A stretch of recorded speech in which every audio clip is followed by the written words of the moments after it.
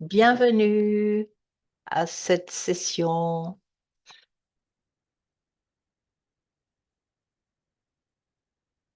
Je suis une âme élevée, maintenant précisément.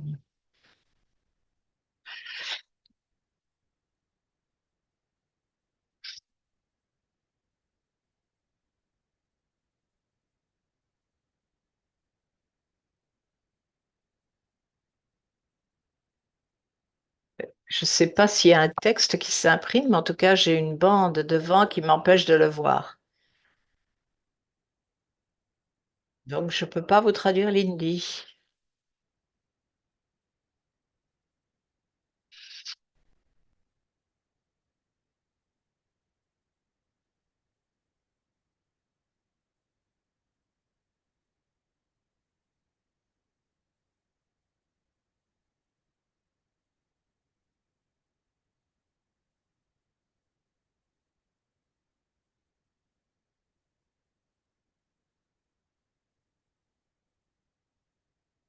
Y a-t-il des Français? Je ne crois pas.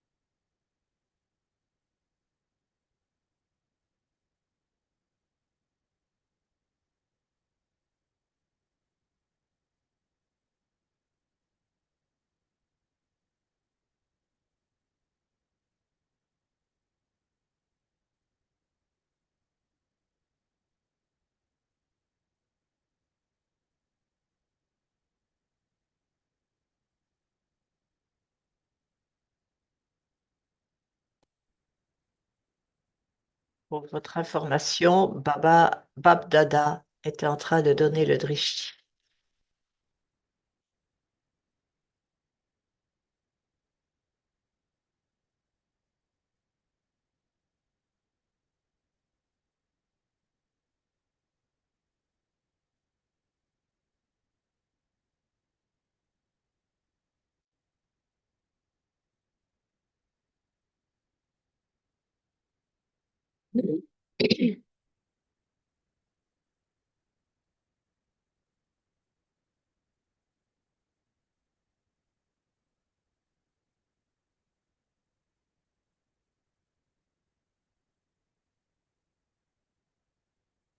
Elle parle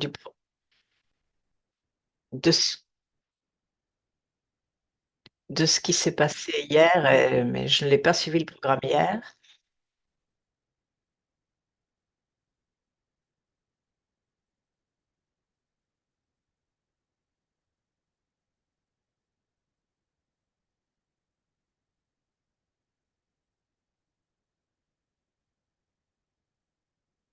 Elle dit que donc le yoga, c'est la chose principale pour la conscience. Smriti, le sujet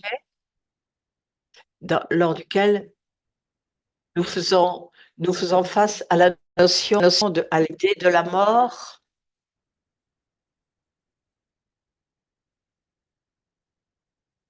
Vraiment, envisager cela d'une façon très claire.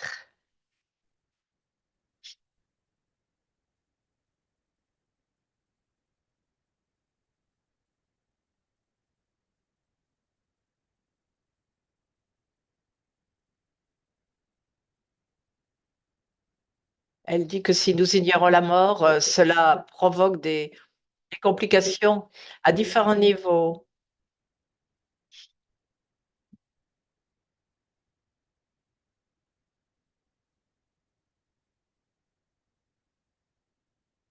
Merci, bonsoir. Bienvenue.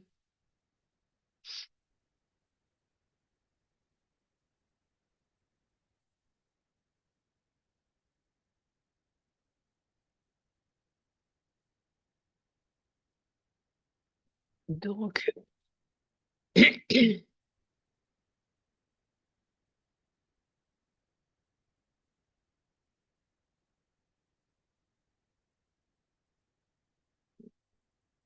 donc, nous devons utiliser notre tout change à chaque instant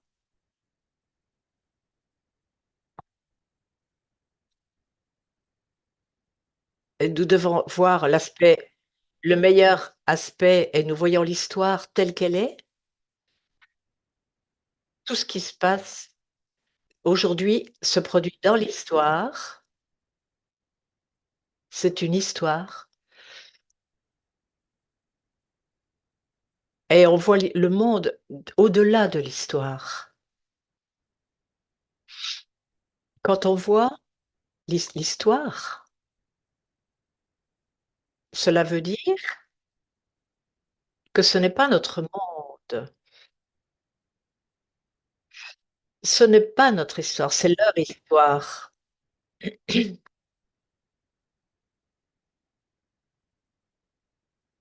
et nous voyons le monde au-delà de l'histoire.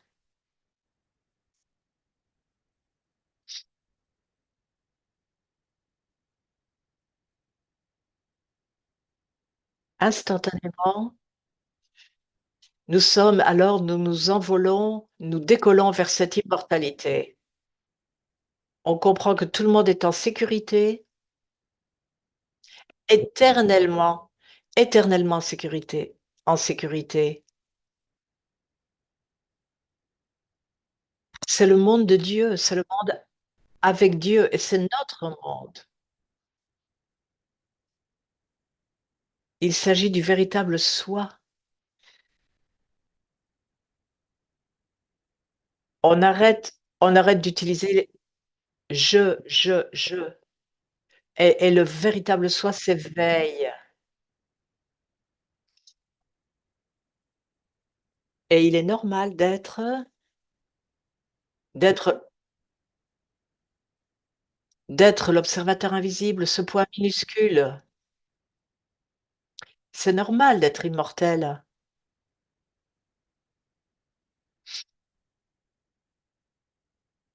C'est normal d'appartenir à ce ciel suprême, non, à ce guide suprême et nous sommes totalement indépendants de l'histoire.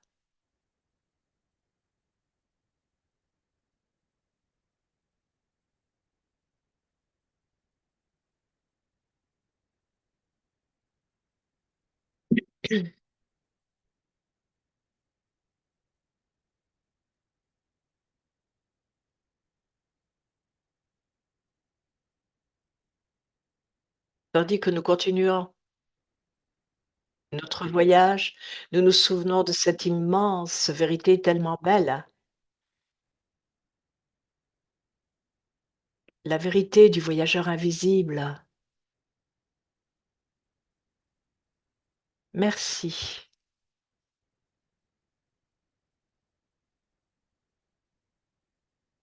Dans le Murli dans le dans le dans le Murli d'aujourd'hui, Baba soulignait le niveau incorporel et le niveau karmatique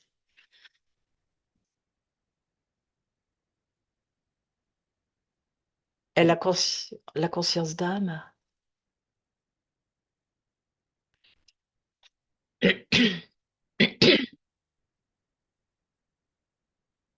Quel est le test ultime?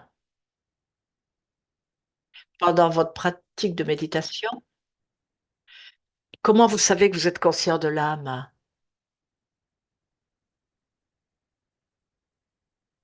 Que c que c'est vraiment l'âme qui est consciente et non l'ego qui dit: «Je suis une âme». Je suis incorporelle. L'ego peut dire cela aussi. Donc, comment savoir comment savoir que votre conscience d'âme est véritablement une conscience d'âme? Et que l'ego va essayer. C'est le premier qui dit: «Je suis un ange, je suis» qui dit: «Mera baba». L'ego est sur la ligne de front. Comment comment discriminer, discerner? Et on peut passer son temps, l'ego peut survivre parce qu'il peut s'adapter. La théorie de Darwin, de l'évolution, le principe, c'est la survie de celui qui pas celui qui est le plus en forme, mais de celui qui peut s'adapter. Donc l'ego va s'adapter à votre nouvelle vie spirituelle. Comment savoir que vous êtes conscient de l'âme? Pour le savoir,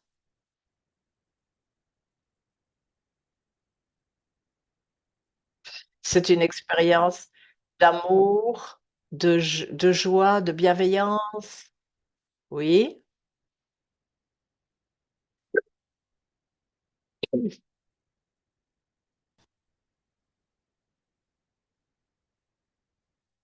mais la conscience du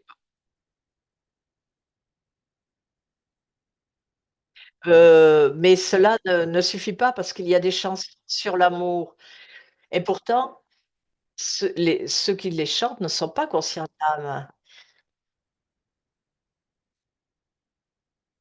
Silence total, aucun bruit dans l'esprit.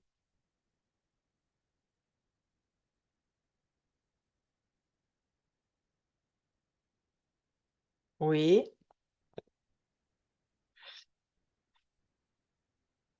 l'expérience d'être lumière,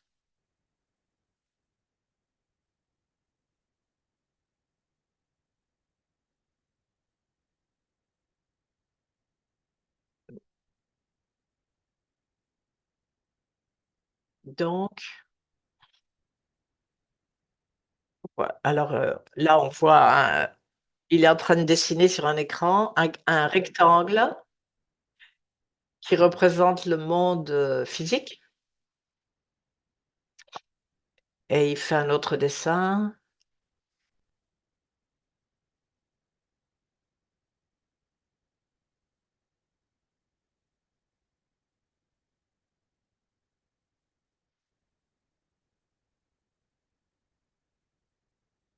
Soit vous êtes il y a pas d'alternative, soit vous êtes dans une identité fausse, soit vous êtes conscient de l'âme.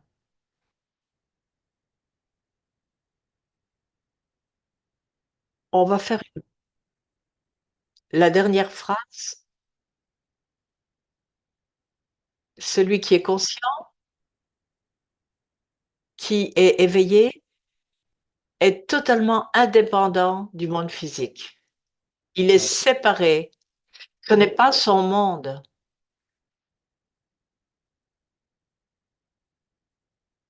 C'est comme si on regardait un film, on est séparé de ce monde. Donc il a fait un dessin où on voit l'âme qui est hors, au-delà du monde physique, de ce rectangle qu'il a dessiné. Vous êtes complètement indépendant de ce lieu physique.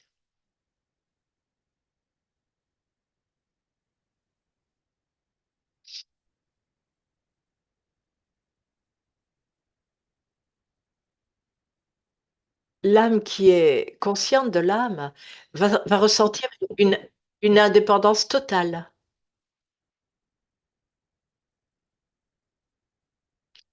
L'ego, c'est l'incarnation de l'attachement.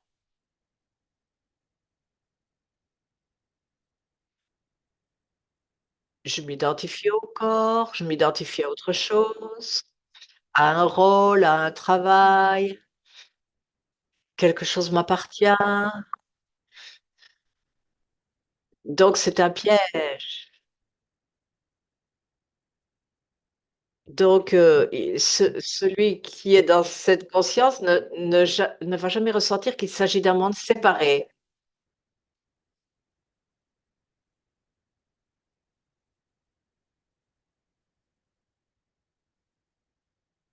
La chose principale que papa a dit dans ce mur-lit, c'est que la conscience d'âme, c'est la chose principale, c'est la fondation. Dieu est Dieu parce qu'il est conscient de l'âme. Les déités sont déités parce qu'elles sont conscientes de l'âme. Donc cela doit être mis en place. Et si on le fait, faisons-le correctement.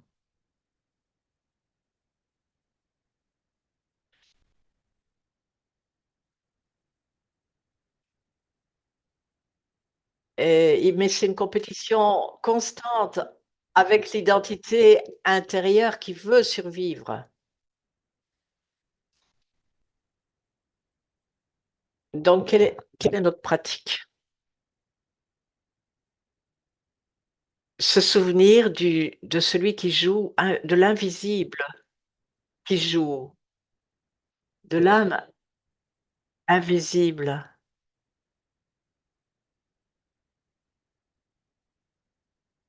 Donc utiliser différents termes qui permettent au cerveau de comprendre, de le voir. Le joueur invisible, il est conscient, il est de il est conscient de son monde invisible, de sa famille invisible et il est conscient du monde physique, de l'histoire du monde. Mais c'est très ce monde ce monde est très convaincant, très sophistiqué, mais il le voit comme une histoire et il sait qu'il est totalement indépendant de l'histoire.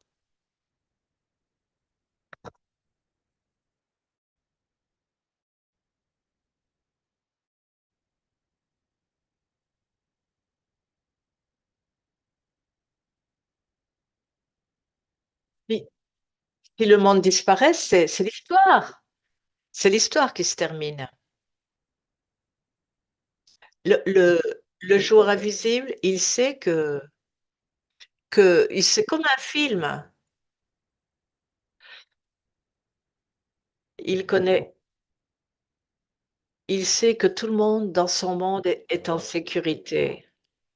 Son monde est au-delà du mal.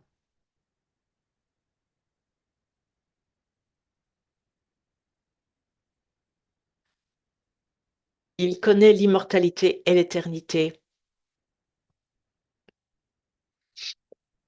Merci.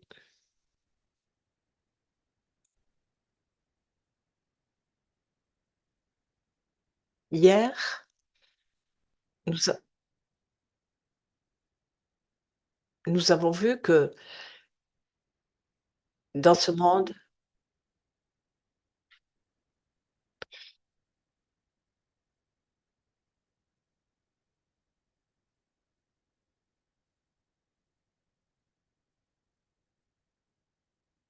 il dit que dans la plupart des pays, on se prépare à la naissance, mais jamais à la mort. On n'est pas éduqué devant par rapport à la mort et même le concept n'existe pas dans beaucoup d'endroits.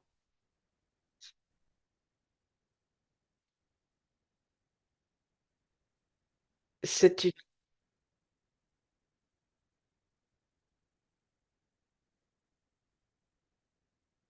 on doit se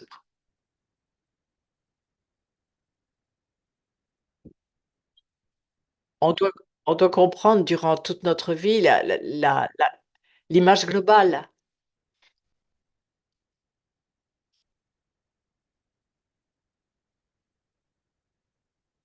Si vous conquérez la mort, alors vous vivez cette vie tout à fait différemment. Autrement, tout le monde sur cette planète mène une vie s'inquiétant à chaque seconde de la mort. Ceux qui meurent vivants, c'est ceux qui conquièrent la mort et ils n'ont plus à y penser. Et même quand ils meurent, ils ne meurent pas. Ils, ils passent chacune de leurs secondes à mourir plutôt que de s'inquiéter sur la mort.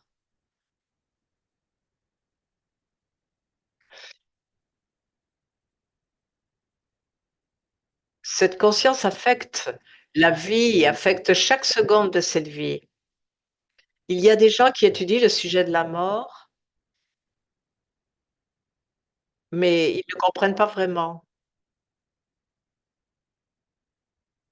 On devrait éduquer les enfants à l'école sur ce sujet.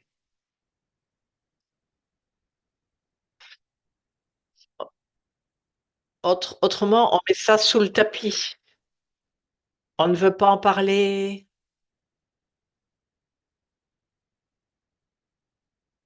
on ne veut pas mentionner ce mot de la mort. Ici, nous voyons que ce monde physique,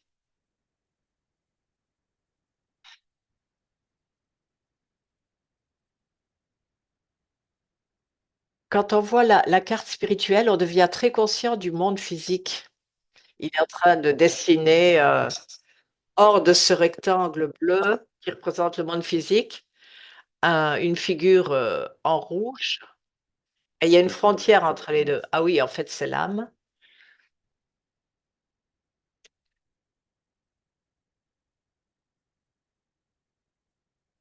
Vous donc quand on est conscient de l'âme, on comprend la belle vérité de chacun. Quand vous voyez l'image globale, vous comprenez ce qui s'est passé et qu'est-ce qui est arrivé à chacun. Vous comprenez ce qui est arrivé à chacun. Ils sont tous immortels, ils sont tous des princesses éternelles, ils sont tous des êtres de joie et d'amour. Ils ils font tous partie de la famille de Dieu. Dieu les aime, c'est pour ça que j'utilise le terme de princesse. Des princes plutôt, pardon. Donc vous êtes dans une spirale?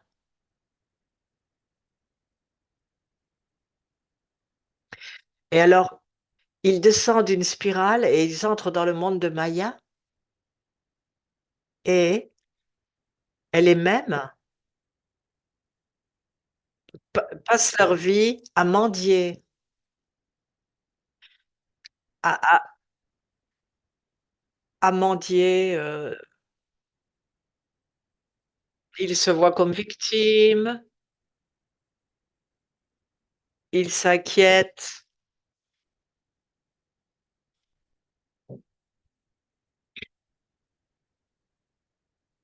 ils sont ils sont dignes de respect et pourtant ils mendient pour avoir du respect. Maya Maya a fait d'eux cela. Ils n'ont plus du tout de respect du soi. Qu'est-ce qui se passe ici? C'est ils sont et alors ce qui se passe ici, à la à la confluence, on remonte la spirale et nous voyons ce monde tout tout en haut.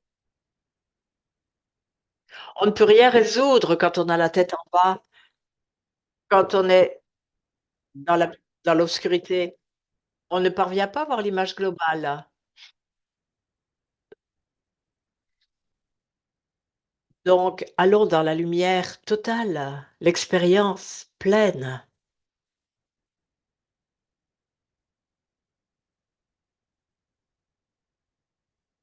un aspect qui était beau très beau et que nous expérimentons à chaque seconde,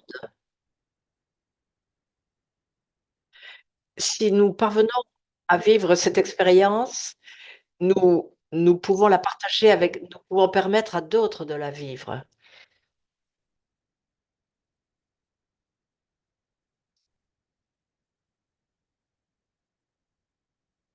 Donc nous comprenons que nous avons l'option d'utiliser le meilleur intellect, le meilleur aspect.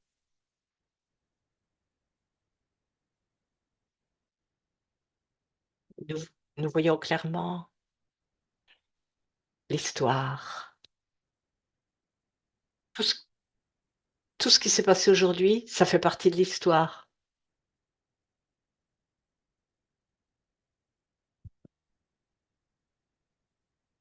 Quand, nous allons derrière l'histoire, dans les coulisses de l'histoire, nous voyons cette expansion.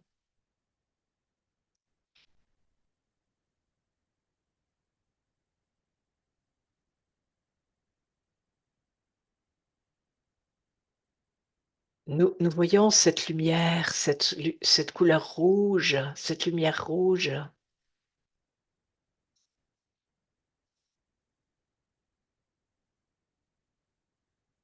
et nous sommes conscients que c'est un monde, une région au-delà, un monde au-delà. C'est une région, un monde du père et de la famille.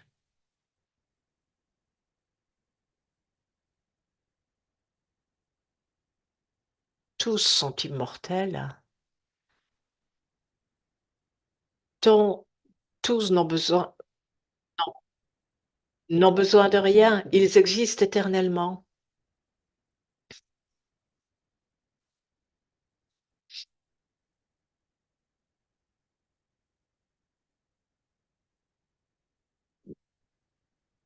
Ignorant des désirs,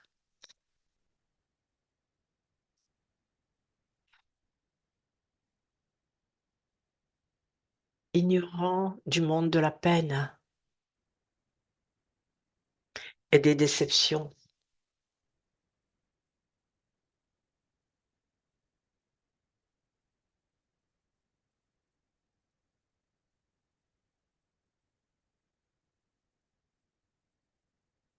Le monde,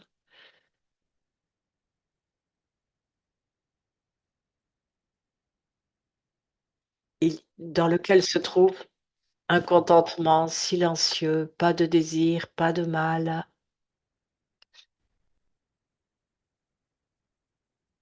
Ils sont immortels et leur vie devient naturelle. Le bonheur, c'est une vie de bonheur, de contentement.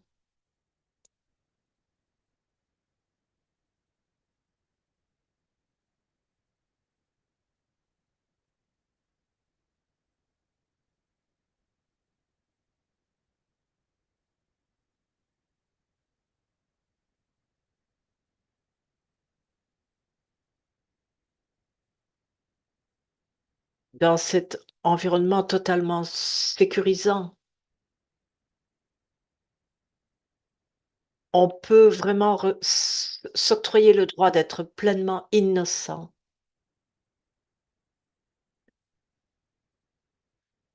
comme un enfant,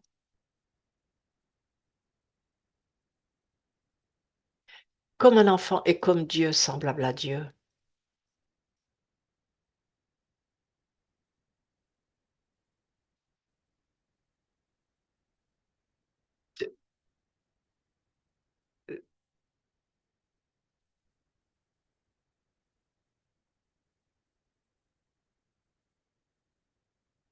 Donc, c'est un monde de joie, d'amour, d'innocence, et tout est à 100%.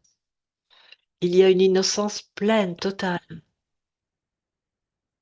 une innocence constante, un bonheur complet parce qu'il n'y a aucun blocage de quelque sorte que ce soit.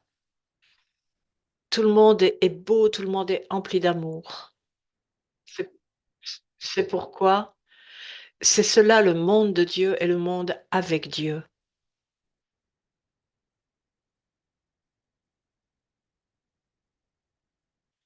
Donc l'âme devient consciente dans cet environnement parce que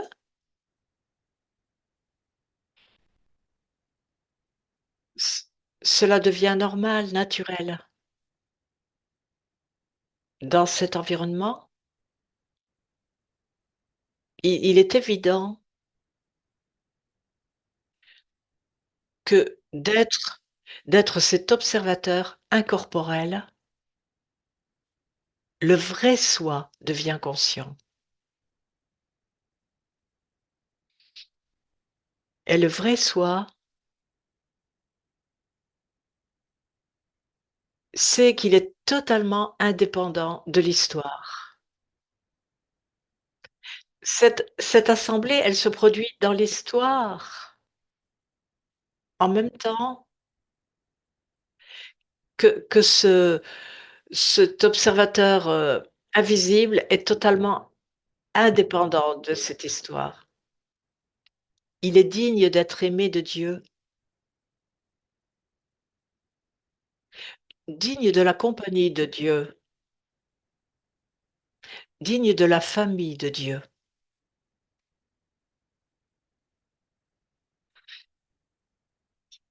Il sait que tout le monde est chanceux, tout le monde fait partie de la même maison.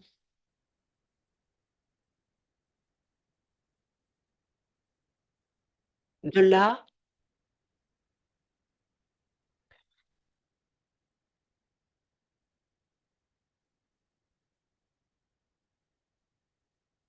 donc il continue son voyage, il voyage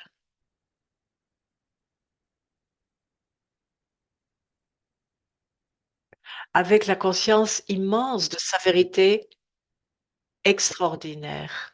C'est un voyageur invisible, il reste ce voyageur invisible, il reste l'âme,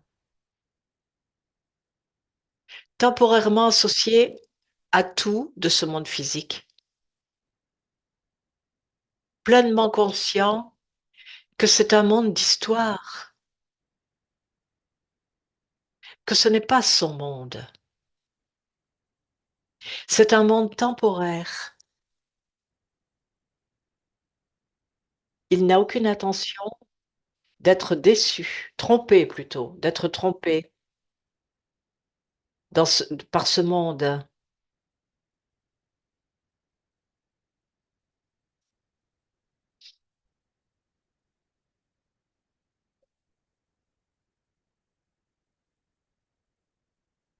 Merci.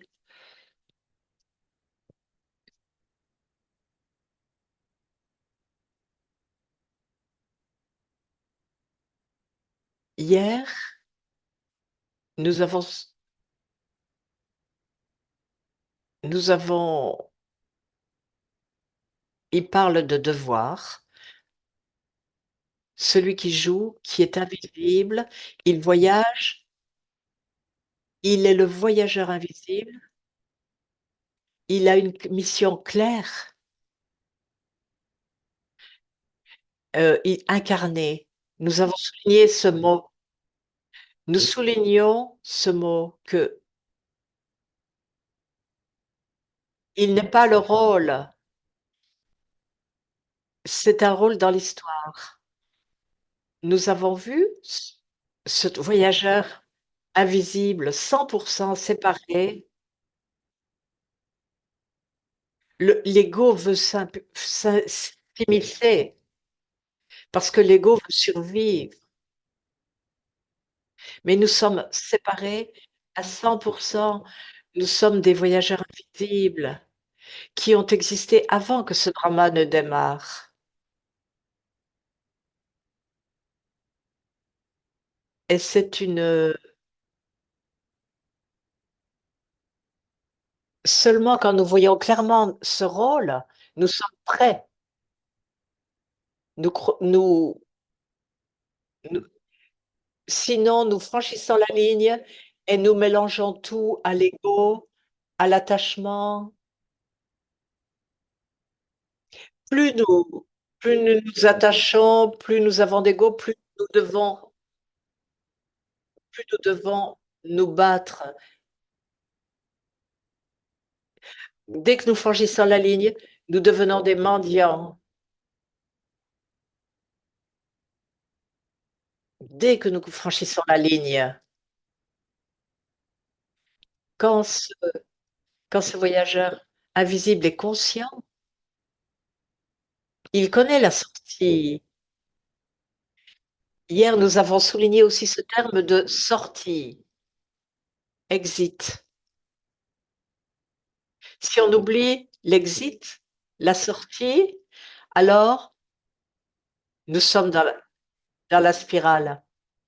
Et si la sortie est claire, alors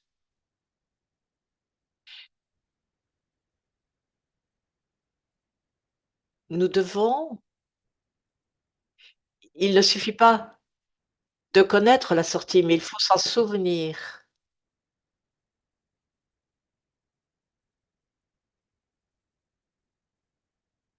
Donc, il dit, il est en train de lire les commentaires. Donc là, maintenant, on va voir une petite vidéo. Il va nous montrer une vidéo.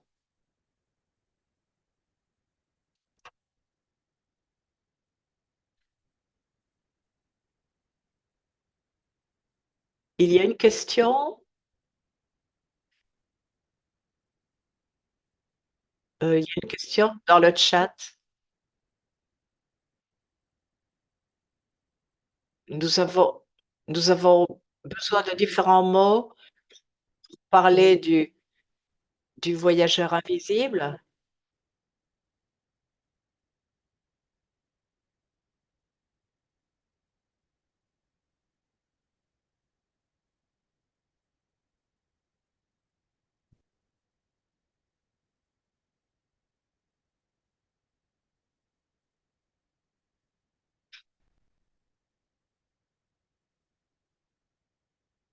Elle parle, je crois, de mots qui permettent de mieux prendre conscience de ce niveau, de cet état. Et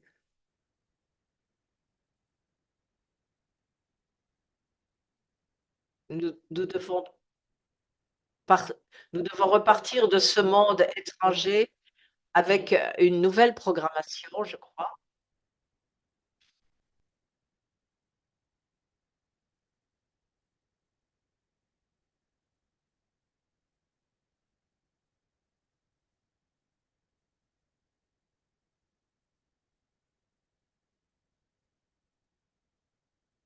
Elle dit que ce sujet de la mort peut provoquer une certaine sentimentalité. J'ai un peu de difficulté à la comprendre.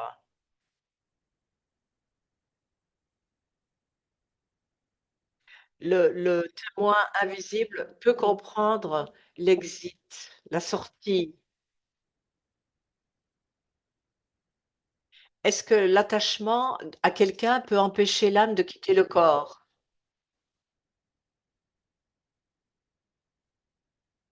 Chaque épisode a un début et une fin, mais le plus important, c'est de quitter le. Est-ce que quitter le corps fait mal? Et pourquoi ça fait mal? Pourquoi c'est douloureux? C'est à cau La seule raison, c'est l'attachement. Et pourquoi il y a de la peine? C'est parce que nous avons franchi cette ligne. S'il n'y a pas d'attachement, nous comprenons que ce sont juste des expériences. Nous arrivons à un endroit, puis nous le quittons. Mais et dans ce cas-là, vous ne voyez pas cela comme mauvais, mais c'est l'attachement qui fait que c'est ressenti de cette façon-là.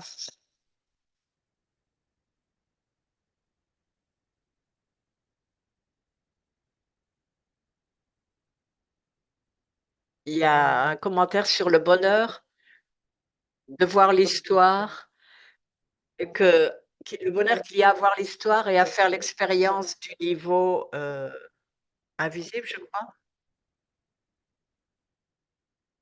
À Paramdam, est-ce que l'âme a une conscience éveillée à Paramdam? Une chose est sûre, nous ne sommes pas conscients de l'histoire à Paramdam, mais nous sommes conscients de notre maison.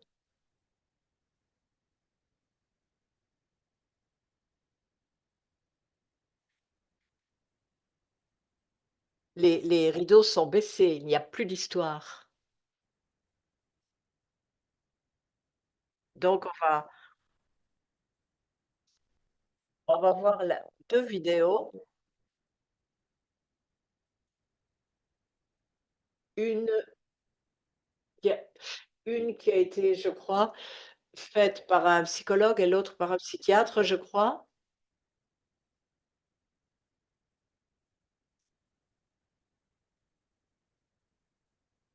Il a été à de nombreux centres de retraite.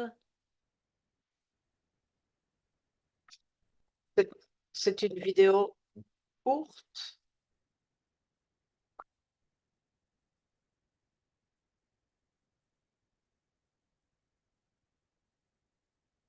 Je crois que c'est quelqu'un qui a fait beaucoup de recherches, donc dans le domaine de la conscience.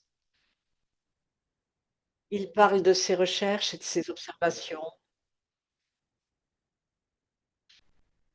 On va juste vous montrer une courte partie de son interview.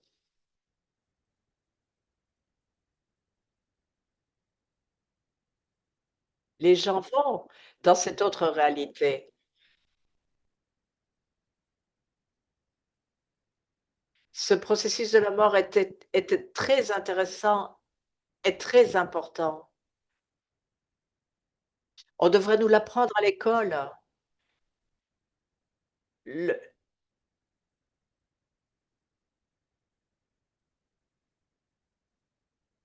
à certains moments, vous réalisez que vous allez mourir et cela vous frappe. C'est un processus de mort et cela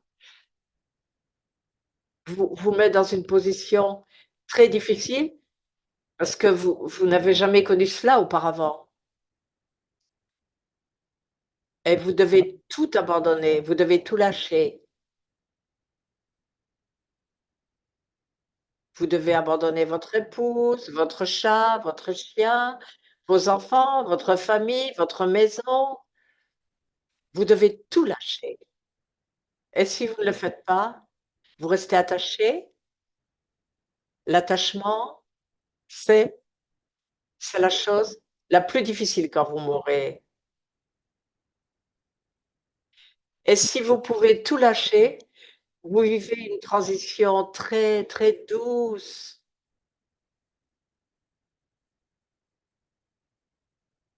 Dans la post-transition, ça veut dire que vous avez tout abandonné et vous pénétrez dans ce domaine de plus en plus spirituel.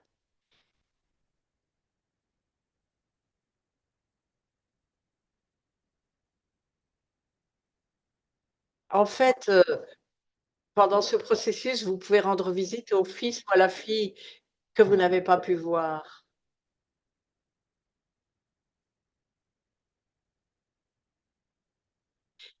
I 99 des gens qui meurent ratent ce moment-là. Si si vous avez la visite, ces visites et que vous êtes éveillé, vous allez vous sentez que que ce vous avez le sentiment que la personne qui meurt a besoin d'aide ou vous avez un sentiment de catastrophe. Une femme s'est réveillée, elle était dans un rêve, elle a vu au bout de son lit debout son fils et son fils s'est approché de plus en plus d'elle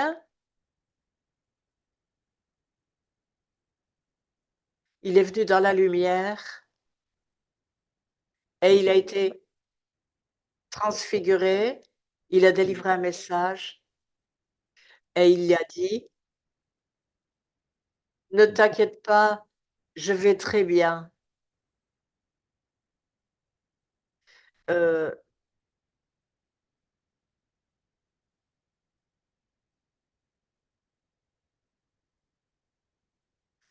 ah, et après avoir fait ce rêve, elle a compris qu'il était en train de se noyer en Angleterre.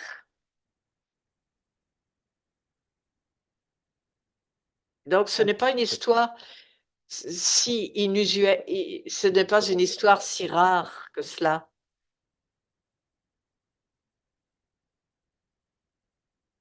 Bon, j'ai pas facile à comprendre, hein. Mmh.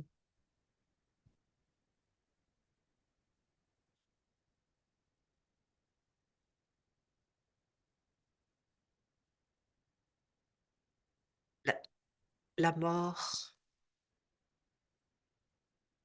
tous ces phénomènes qui entourent la mort, ces phénomènes paranormaux, parce que cette maman, elle a compris, elle a vu son fils au moment où il était en train de se noyer.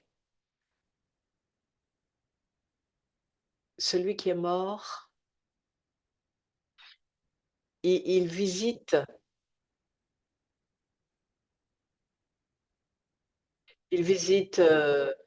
quelquefois en rêve, quelquefois la personne a un sentiment qu'il y a quelque chose qui se passe.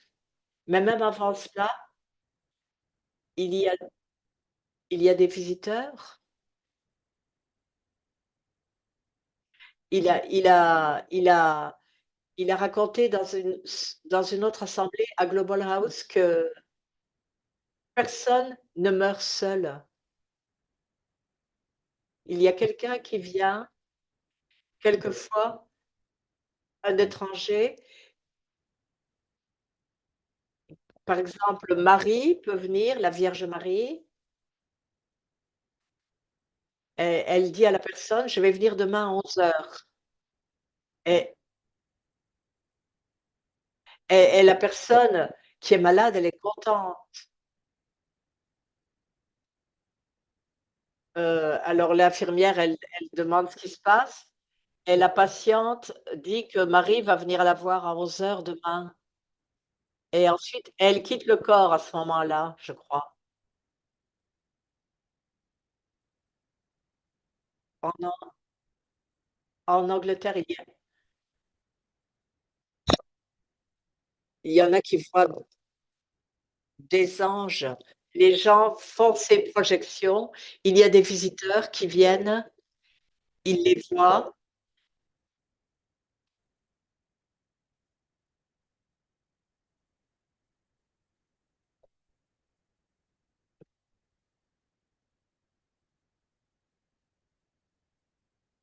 Donc il y a des visiteurs qui viennent à la personne mourante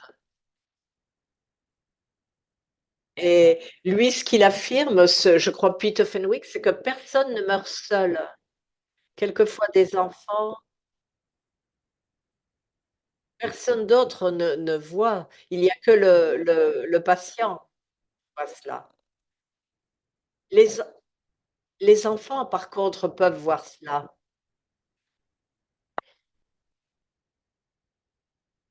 mais le personnel médical ne voit rien de cela.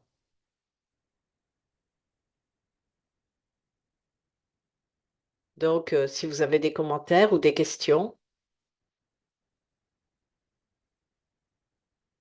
il y a beaucoup de réflexions. Nous ai nous aimons la façon dont tu as parlé de l'attachement.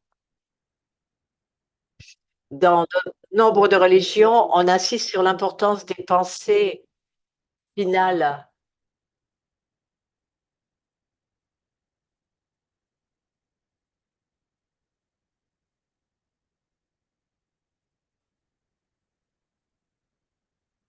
Comment les mécanismes travaillent et quand l'âme est claire, la transition est très douce. Je ne vois pas d'autres commentaires.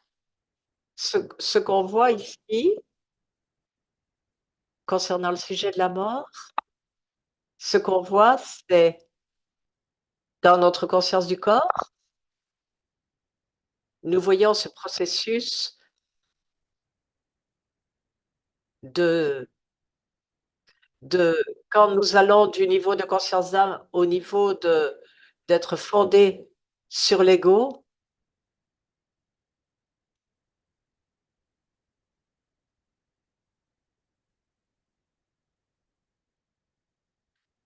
En fait, tout le monde beau, nous sommes des âmes angéliques, nous avons une maison magnifique, nous sommes aimés de Dieu, et tout le reste, c'est extra.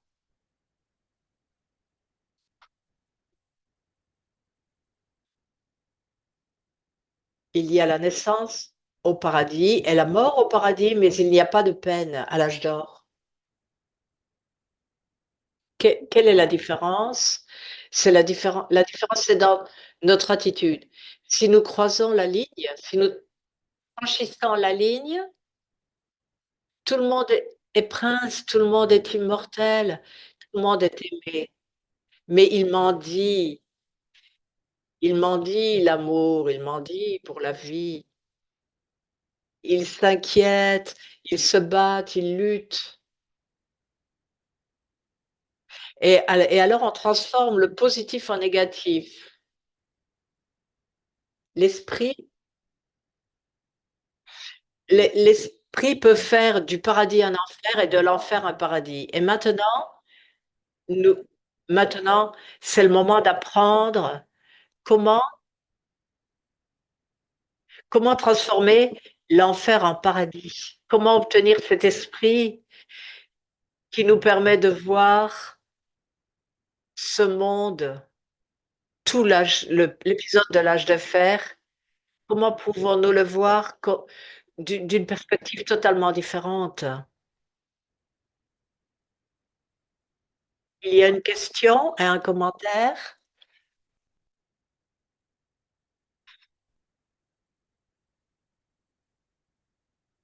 Quelqu'un a vécu euh, un tremblement de terre et il a vu un ange apparaître euh, au bout de son lit qui lui a dit de ne pas s'inquiéter, qu'il était en sécurité. Quel est le processus de la mort pour les animaux?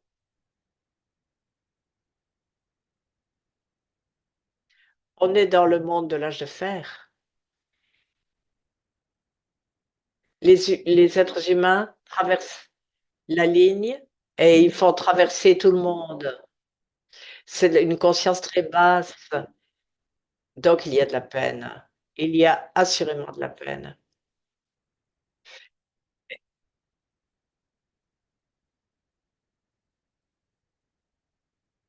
Plus il y a d'attachement, plus grand est la peine, plus grande est la peine. Pas seulement le processus de mourir, mais le futur également est vécu de cette façon-là. C'est comme une pénalité.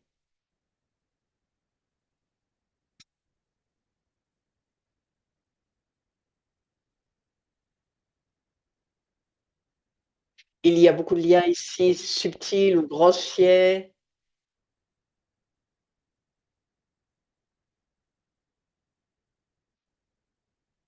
Les animaux ont moins d'attachement, leur souffrance est moindre face à la mort.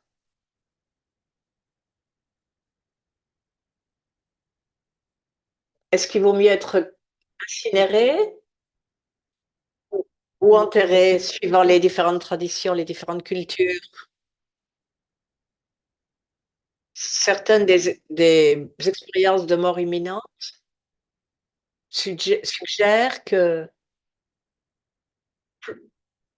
plus, plus tôt le corps est incinéré, mieux c'est pour l'âme.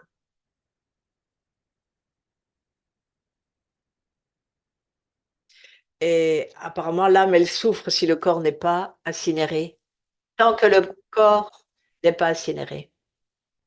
Donc, la crémation, c'est, mieux.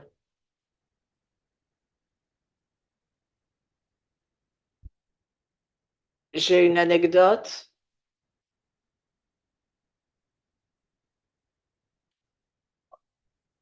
Cela, si,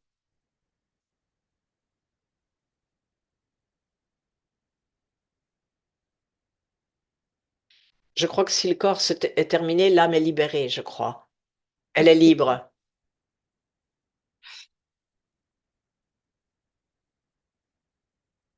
Quelqu'un a partagé l'expérience d'avoir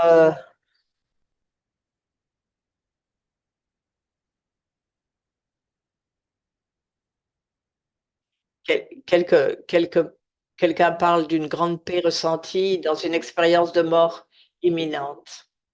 Ah, nous allons voir une autre vidéo.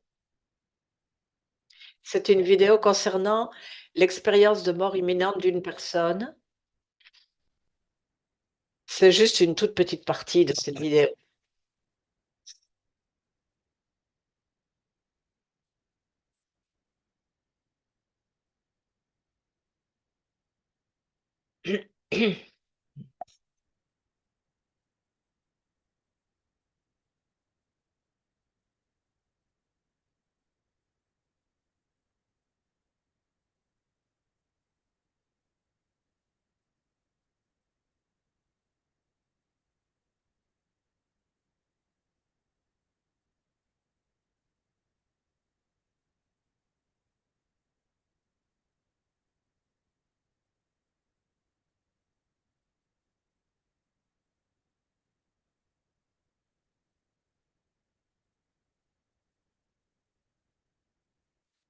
Ouais, bon, je crois qu'elle a posé le contexte de la vidéo, mais c'est quelqu'un qui raconte ce qu'il a ressenti quand il a tout lâché, quand il a lâché prise.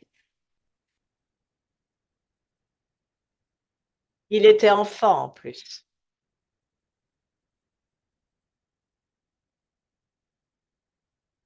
Je me suis parlé, je me suis dit,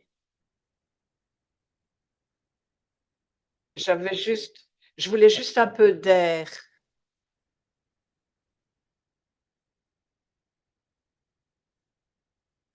Et quelqu'un lui a dit, tu dois te reposer. Et il a dit à la voix, euh, ok, tu me promets que si je lâche prise, je pourrai remonter à la surface, parce qu'il était dans l'eau, je crois. Si tu lâches prise, tout va bien aller. La voix lui a dit oui. Donc j'ai dit ok, je vais lâcher prise. Et au moment où le mot go s'est formé dans mon esprit, je suis sortie de mon corps et en moins d'une seconde, en une fraction de seconde, je suis dans mon corps et ensuite dans un tunnel. Je ne me souviens pas comment je suis allée dans le tunnel, mais j'étais dans un tunnel et j'avais chaud, j'étais heureux, je pouvais à nouveau respirer, j'étais emplie d'une joie et d'un amour inconditionnel. C'était, c'était un tel changement d'une terreur complète à une extase complète en une fraction de seconde. Et j'étais si heureux, tellement heureux. J'ai baissé, j'ai regardé en bas et j'ai vu un corps et je me suis dit, c'est drôle que je puisse le voir. C'est sombre, mais oui, c'est mon corps, mais je m'en fiche. Au moment où j'ai vu mon corps au fond du lac, peu importe, ma vie m'importait peu, être sur Terre m'importait peu parce que je savais que j'étais dans la mer, j'étais chez moi. Et alors, j'ai regardé ailleurs et j'ai vu un point de lumière, une lumière tellement brillante qu'elle brûlait mes rétines. Mais elle est si brillante, mais elle ne fait pas mal. Et je me suis sentie attirée comme une énorme, euh, un énorme aimant.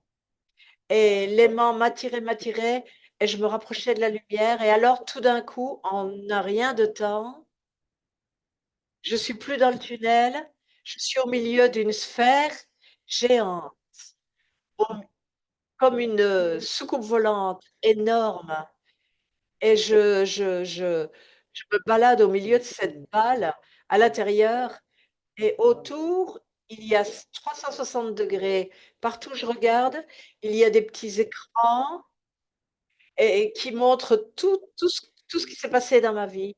Et la lumière est à côté de moi. Je la vois, je ne la vois pas, mais je la sens. Et je sais qu'elle est là. Et la lumière, et je commence à communiquer au sujet de tous ces événements dans toutes mes vies. Et je les vois tous. Et rien n'est confus. J'ai tout compris.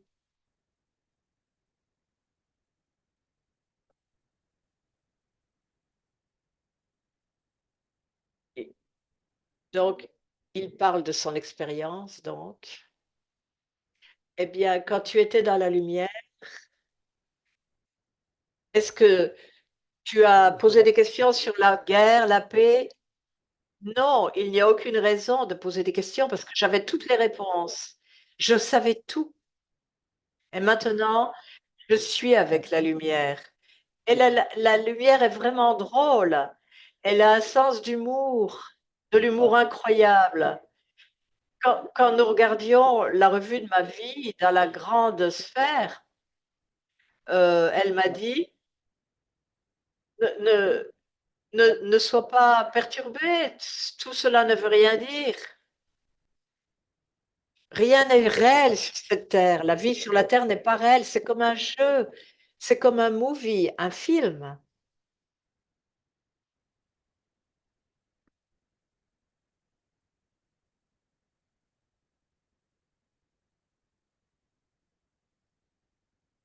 Donc c'est une pièce de théâtre. C'est une chose extraordinaire.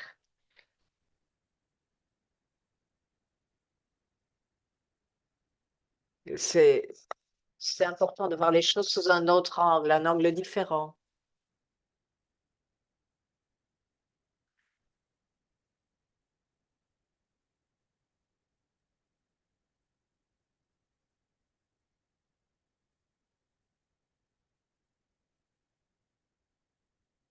C'est une expérience directe, très convaincante.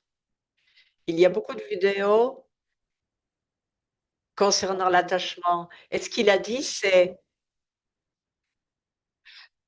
il a reconnu Dieu, il a reconnu sa maison, et pourtant il n'était pas religieux.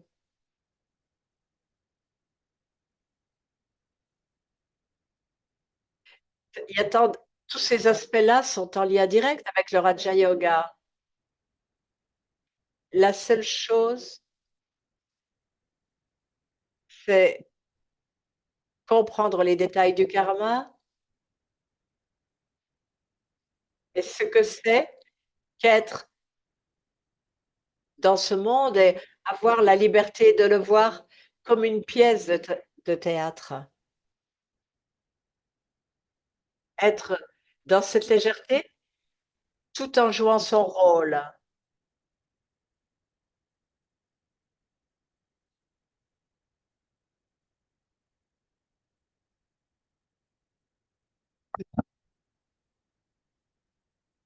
L'intellect doit s'ouvrir pour gérer cela. Donc, il y a des questions.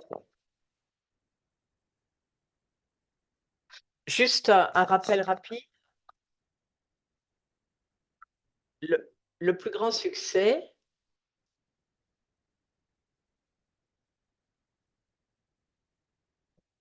comment se libérer de ce monde.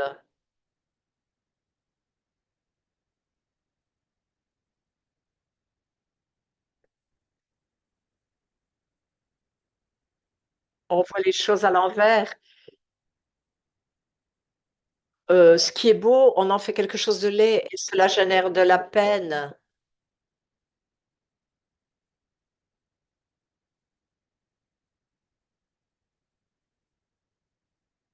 Elle a raison, c'est la chute de la conscience. Même si nous sommes des faiseurs d'efforts spirituels, nous, nous savons,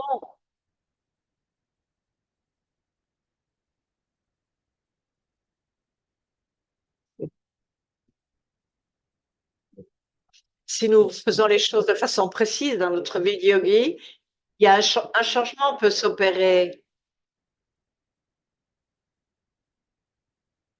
Dieu doit venir nous enseigner cela. Baba veut que nous restions légers, mais nous voulons être 100% sérieux. Ah non, il dit qu'il faut qu'on soit sérieux, autrement Maya va nous embêter. Devenir conscient de l'âme,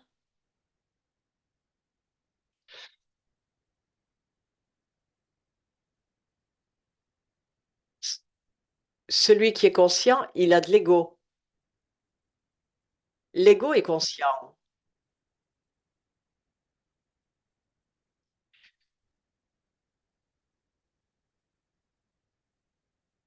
Celui qui est conscient de l'âme, il n'est même pas là. Vous faites des efforts pour devenir conscient. Personne ne peut le faire à votre place. On doit le faire. Dans une telle situation, il y a notre analyse, notre logique, ce genre de processus, et cela se transforme en efforts fondés sur l'ego. Ces efforts fondés sur l'ego, c'est faire de Prashant un être spirituel, faire de Prashant quelqu'un qui est conscient de l'âme, qui a yogi. Donc nous devons effectuer ce saut. Et dans ce saut, on réalise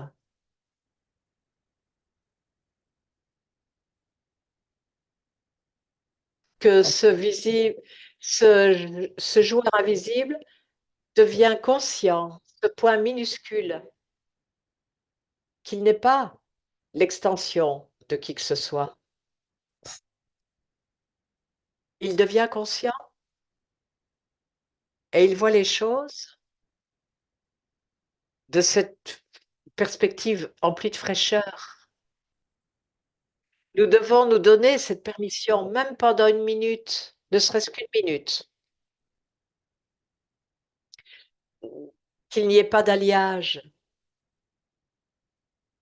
Et même si vous voyez ça, ne serait-ce qu'une minute, si vous vivez l'expérience,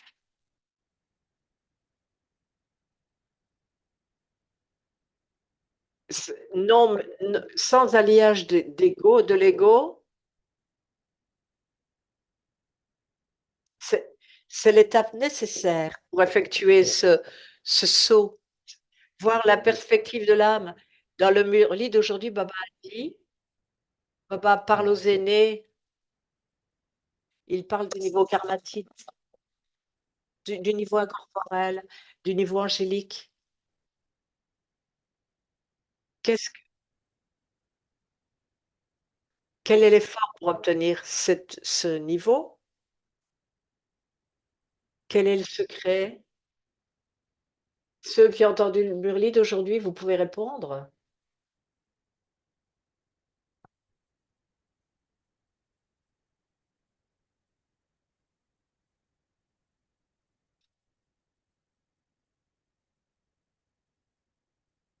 pour devenir incorporel, karmatique et dans un niveau angélique.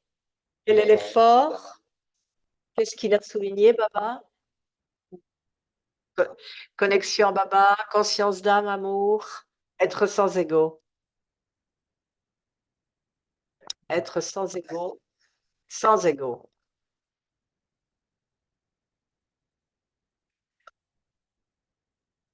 Baba a souligné,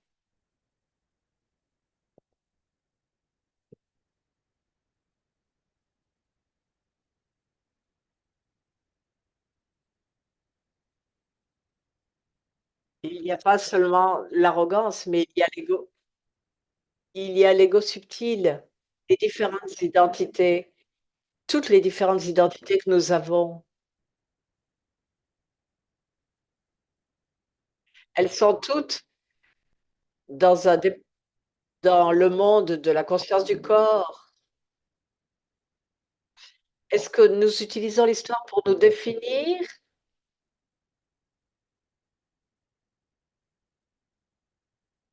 Est-ce que nous nous en servons comme un soutien? Les identités fausses, est-ce que nous en faisons des supports?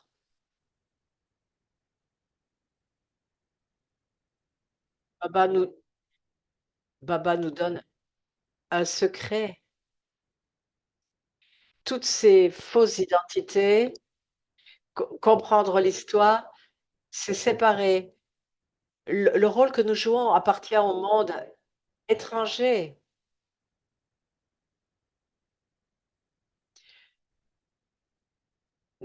Prashant, il est dans l'histoire du monde, dans le monde de l'histoire plutôt.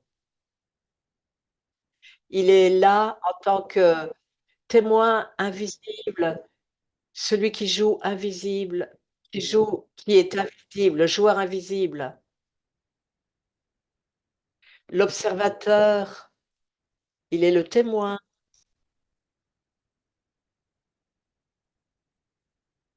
Comment il peut rester conscient tout le temps, observateur de l'histoire? Il y a sa réalité suprême au-delà. C'est ce changement ce passage de l'ego à l'âme, à l'observateur.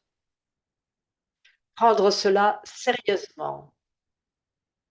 Si on parvient à faire cela,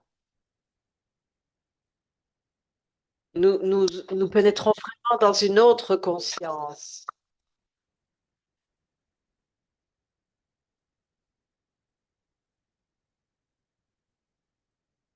Voyons les commentaires ou les questions.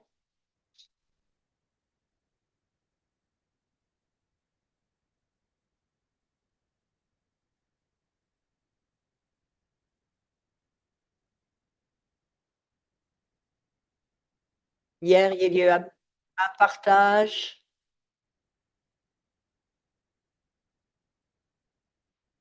Si Quand on est conscient de l'âme, c'est comme si on était dans la pièce de contrôle du corps, à côté à côté du corps physique, et c'est tout à fait cela crée une référence tout à fait différente dans l'esprit. On devient très totalement séparé du rôle. Regardez le rôle,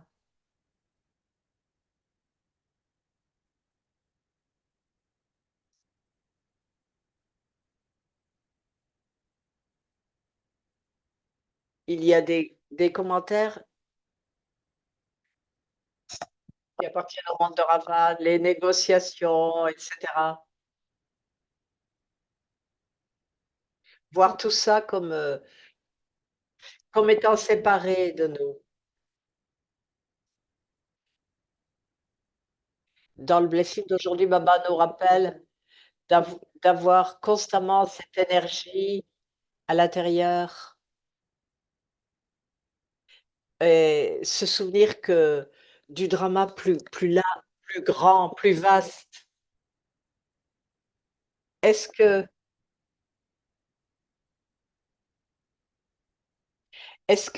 une question, c'est est-ce que dans la vie suivante, l'âme emporte son niveau de connaissance?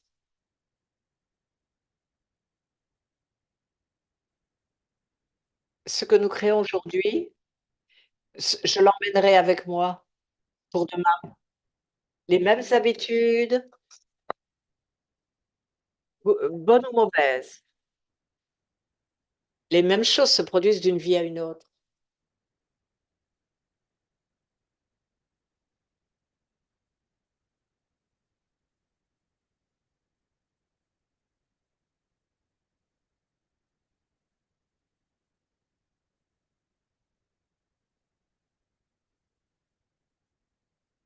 Ce qu'il a dit là.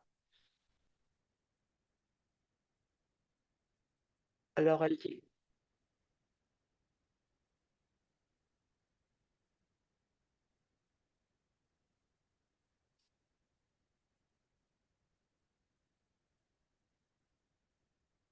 J'ai du mal de comprendre cette sœur, hein.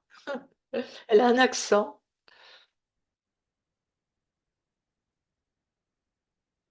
Est-ce que tu veux que je lise les questions ou les commentaires? Ah, je crois que ils vont répartir les participants dans des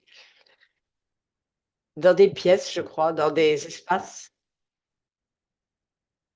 Si nous devons aider quelqu'un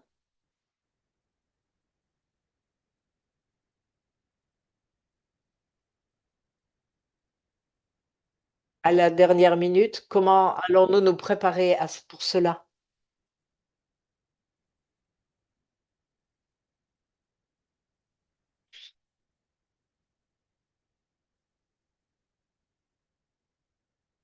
Ah oui, c'est la question pour la discussion euh, par petits groupes.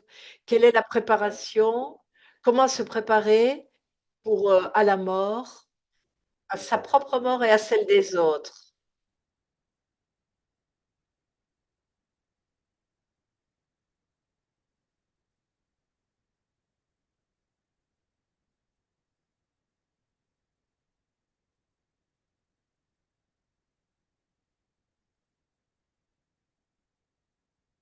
Je crois qu'il dit que plus on est conscient de ce processus, moins il y a de conscience du corps. Je crois qu'il dit ça.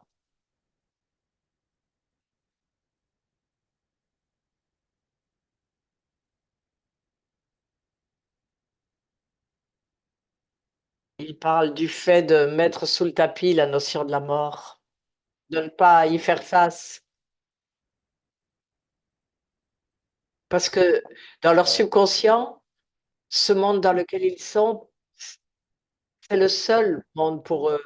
Et cela les rend de plus en plus conscients du corps et cela génère de plus en plus de violence.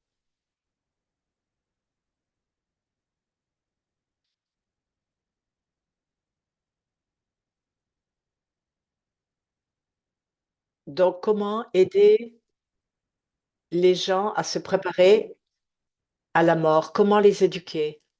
Voilà la question sur laquelle réfléchir par petits groupes, je crois.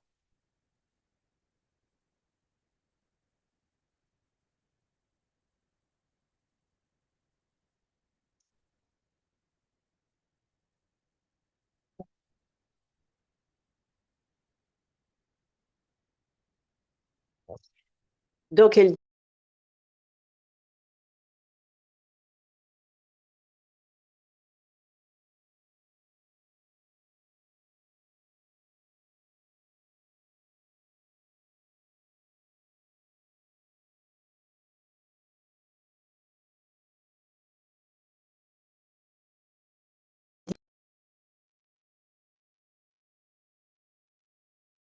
donc,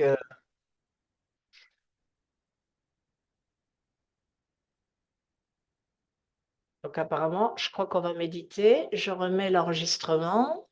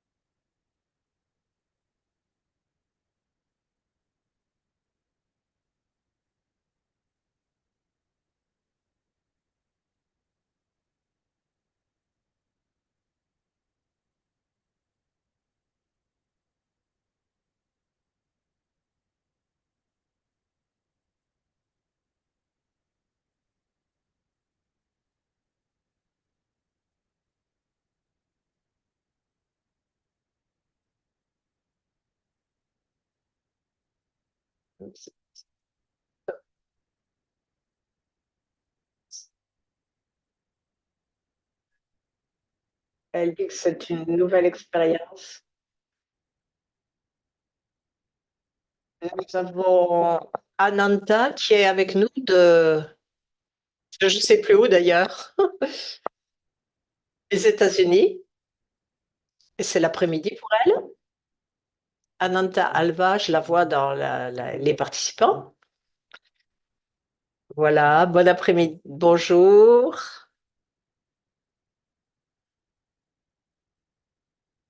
Il y a tant à dire sur ce sujet.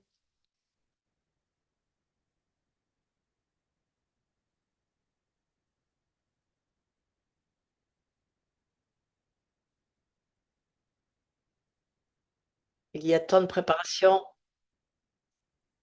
Et ah oui, et Prashant rappelait qu'on prépare beaucoup plus la naissance que la mort.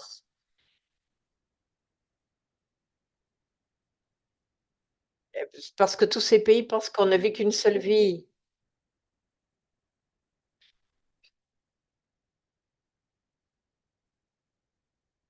Donc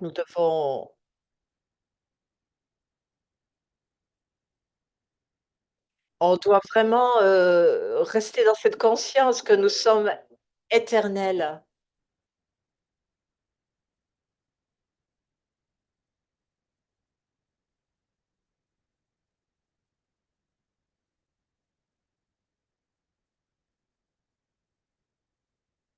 À l'âge d'or, à l'âge d'argent,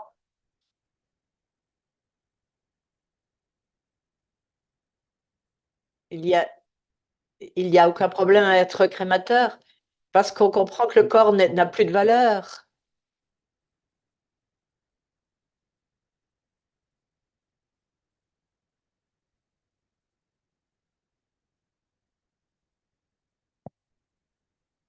C'est différent de préserver les corps comme on le fait dans certaines traditions.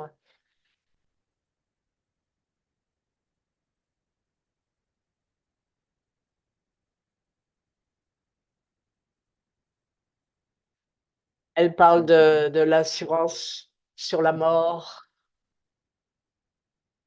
Bon, j'ai du mal de la comprendre, hein, désolée.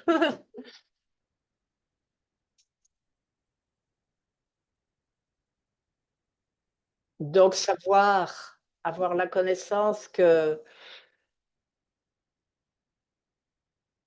on ne s'est pas adapté à la compréhension que nous sommes éternels. La question sur les animaux, les insectes,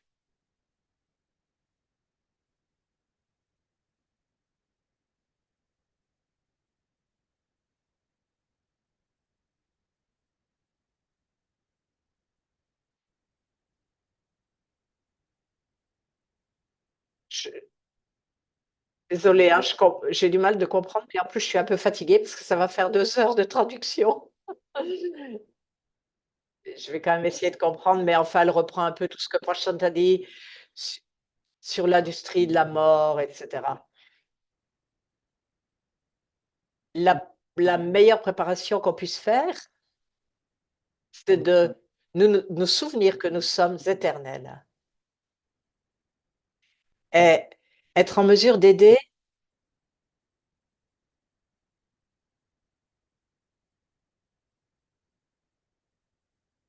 que la fin, c'est un nouveau commencement.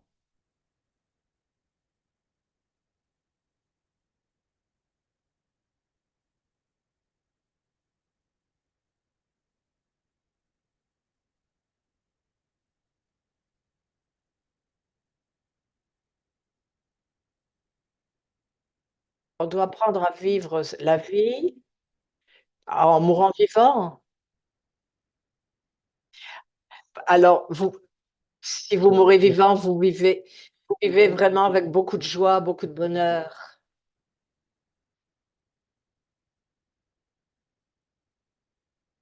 Donc,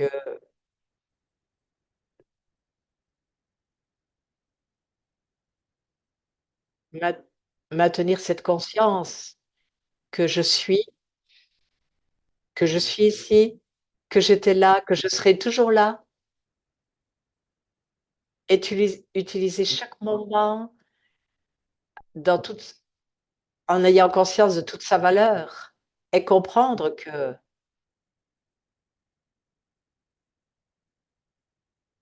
quel que soit l'effort que tu fais,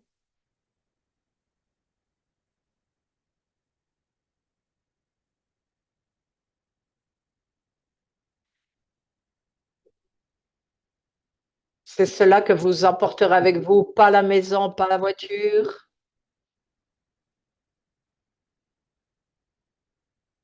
Comprendre son rôle, c'est vraiment essentiel.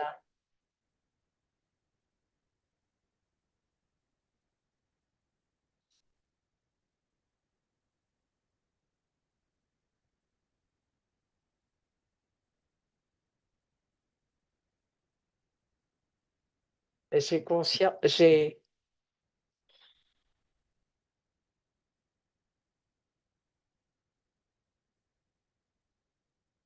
j'ai confiance dans le fait que tous, nous allons pouvoir créer cet espace et que d'autres, pourront y venir également, cet espace. Merci.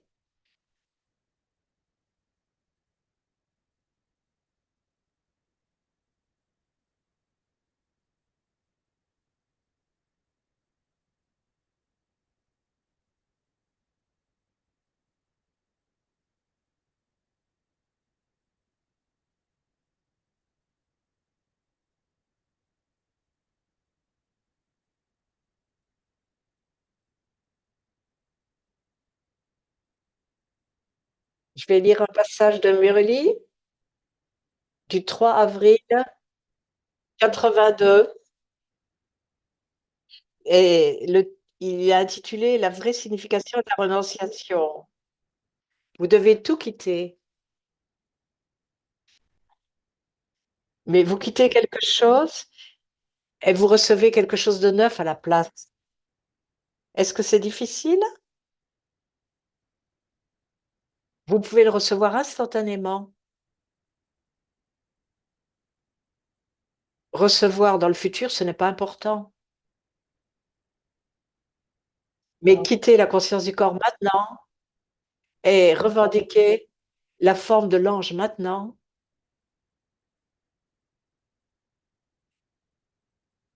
La conscience du corps du vie Quand la conscience du corps du vieux monde a été éloignée, que devenez-vous? Vous devenez doublement léger. Cela se produit maintenant, double life.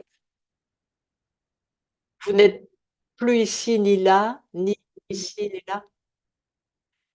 Cela peut paraître difficile, mais la difficulté apporte,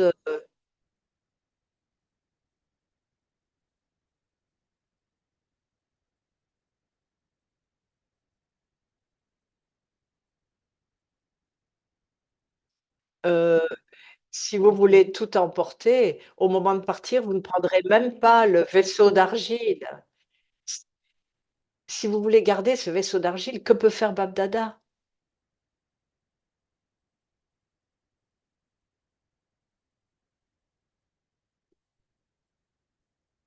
Donc il nous dit de le quitter. Si si quelque chose de vieux est gardé, quel est le résultat? Cela fait errer l'intellect et cela ne va pas vous permettre de faire l'expérience du niveau angélique. Bab-Dada, pour le bénéfice des enfants, dit de laisser toutes les vieilles choses.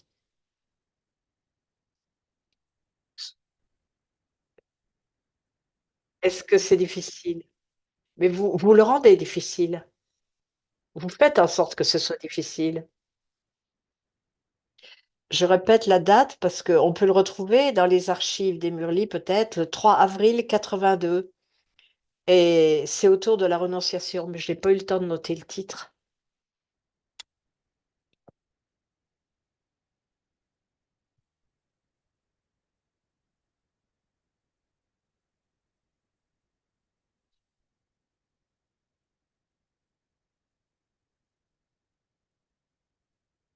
Nous nous avons besoin de cet angle,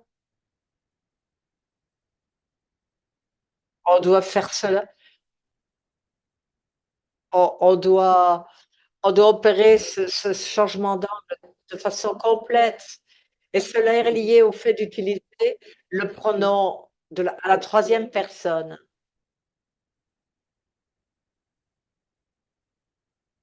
c'est tellement facile pour l'ego de s'immiscer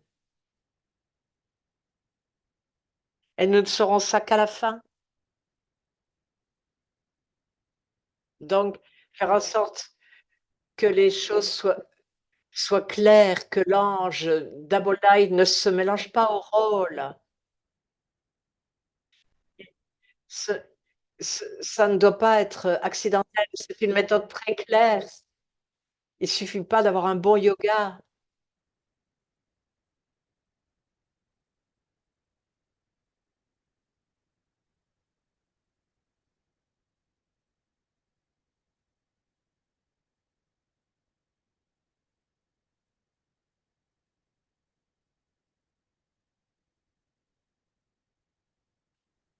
Heu, Elle dit qu'on peut laisser beaucoup de choses, mais qu'il peut y avoir une toute petite chose qu'on ne va pas lâcher.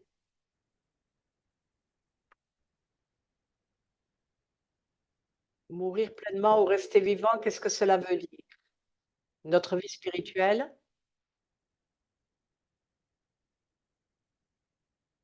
vous laissez toute la vie de l'âge de fer. Vous êtes une âme. Quand quelqu'un veut mourir,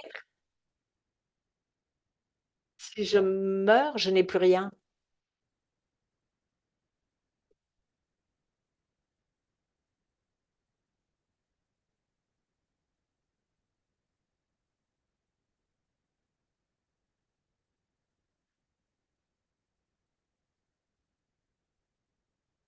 On s'accroche au pot d'argile et dans ce cas-là, c'est une mort à moitié, c'est pas une mort complète. On ne meurt qu'à moitié.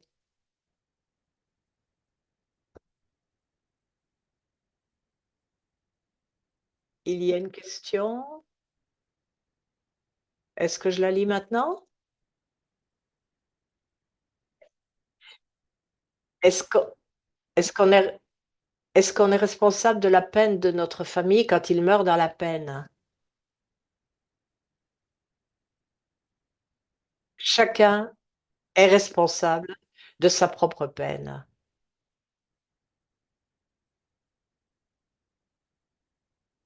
Si quelqu'un Si on n'est pas conscient du corps, on va pas donner de peine.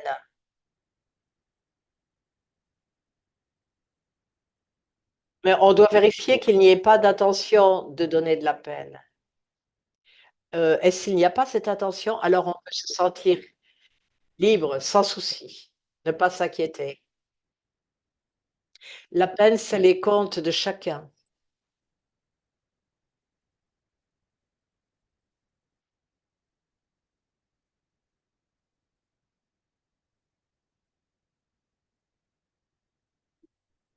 L'âme veut aller à la maison, mais il y a l'ego qui complique. Alors quel est le rôle du karma dans cette attraction et cette répulsion?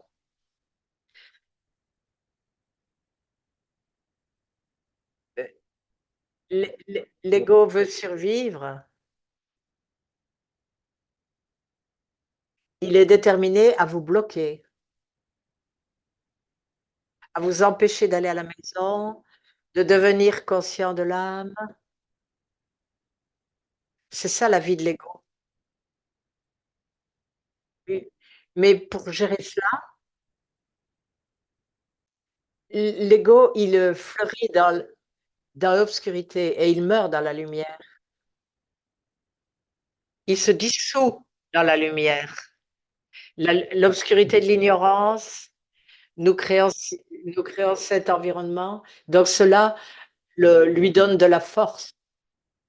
Mais si vous êtes empli de clarté, tout comme nous sommes en train de discuter là, nous discutons sur le voyage de l'âme, nous avons vu ces histoires,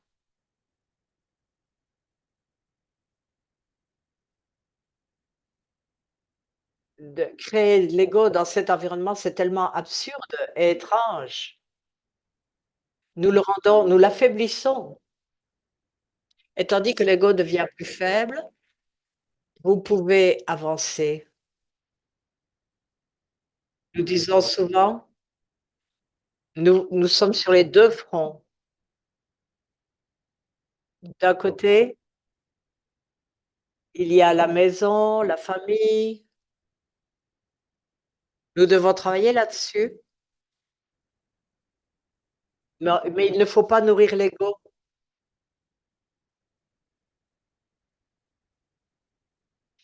Il faut l'arrêter et le faire en sorte qu'il rétrécisse.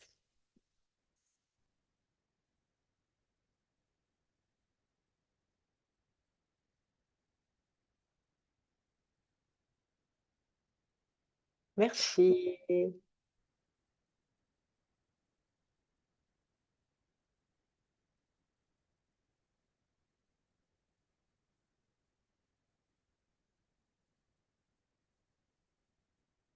Comment le sujet de la mort, il y a un commentaire sur le fait que le sujet de la mort est mis sous le tapis et cela génère beaucoup de violence dans les familles. Comment pouvons-nous, qu'est-ce que nous pouvons utiliser pour, apporter un soutien dans ce genre de situation? Il n'y a pas de vraie préparation pour ça. Personne n'est prêt à ce parce qu'il ne voit pas l'image globale.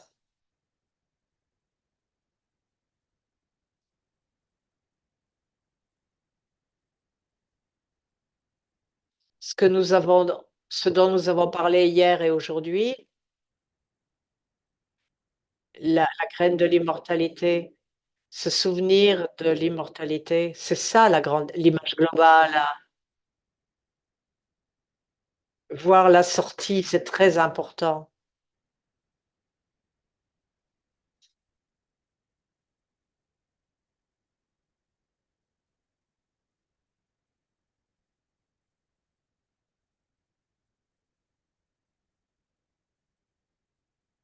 Il s'agit de se souvenir de la porte de sortie. C'est un monde, c'est une histoire, ce n'est pas notre monde.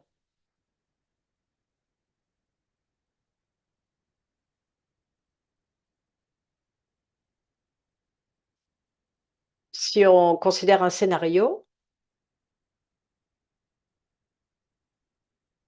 si vous êtes face à une situation,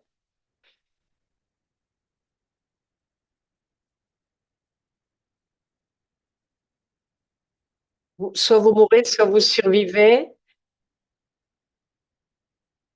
mais vous devez, pour survivre, vous devez, vous devez par exemple utiliser le revolver que vous avez. Quel est votre choix? Qu'est-ce que vous faites? Qu'est-ce que vous allez choisir?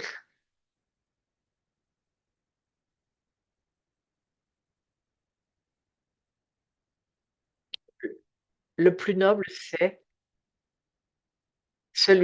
la position de celui qui connaît l'image tout entière, l'image globale, celui qui est éveillé. Il sait qu'il va revenir se réincarner. Il, il est venu ici pour donner. Il ne doit pas, il est venu, il s'est incarné en tant qu'ange. Il n'y a aucune raison qu'il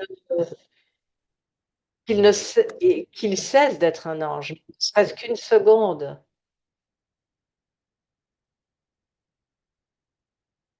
Si celui qui s'est incarné, l'être invisible incarné est conscient, c'est ça le plus élevé. Il vit comme un ange, il meurt comme un ange.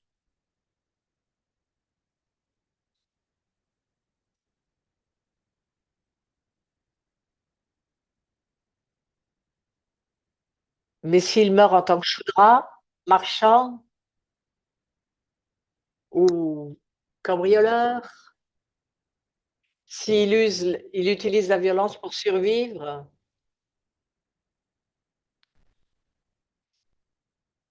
et s'il survit, Si vous mourrez en tant que criminel, vous allez vivre comme un criminel. Si vous mourrez en tant qu'ange, vous allez renaître en tant qu'ange. Il y a une continuité.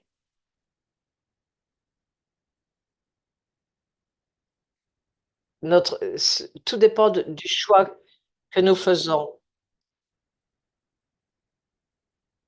Nous avons besoin d'un intellect plus vaste, plus subtil. La réalité qui est au-delà doit devenir vraiment évidente pour nous. S'il veut survivre à n'importe quel prix, c'est une question de choix.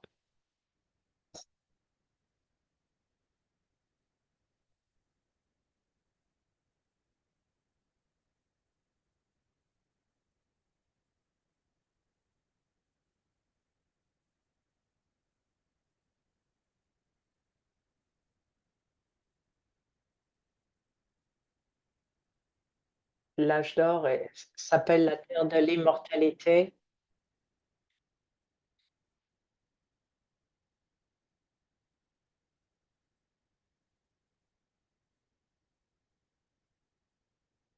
C'est le point de référence pour les âmes et cela les aide à ne pas faire l'expérience du concept de la mort.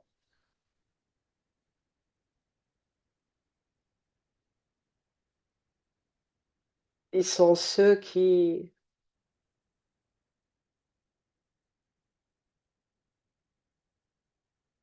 je sais pas ce qui se passe, j'ai plus d'image là. Le le mieux que nous puissions faire c'est revenu.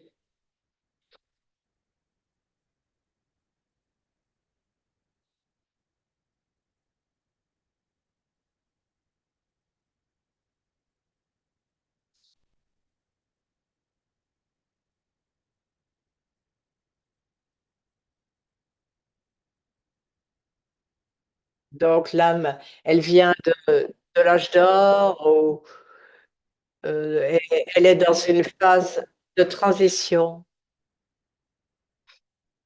La terre de la mort, c'est vraiment un contraste, comme un labyrinthe.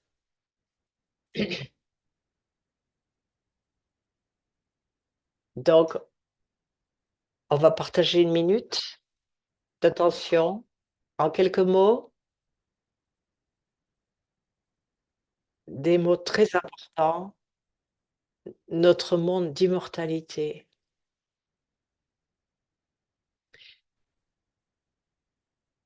Tout le monde est immortel, tout le monde est une incarnation invisible. Nous sommes là.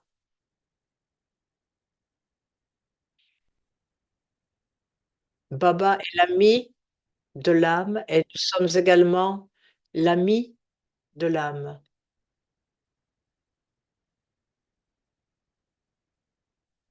Tous ont de la chance, tous sont nobles, divins, bons. C'est pour ça qu'on dit que la vérité est belle à tous les niveaux. C'est au-delà de ce qu'on peut imaginer, au-delà de la croyance plutôt.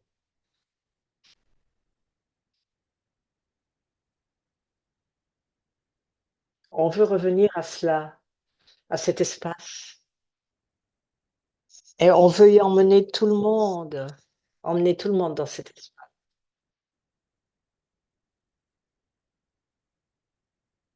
afin qu'ils puissent voir leur propre grandeur.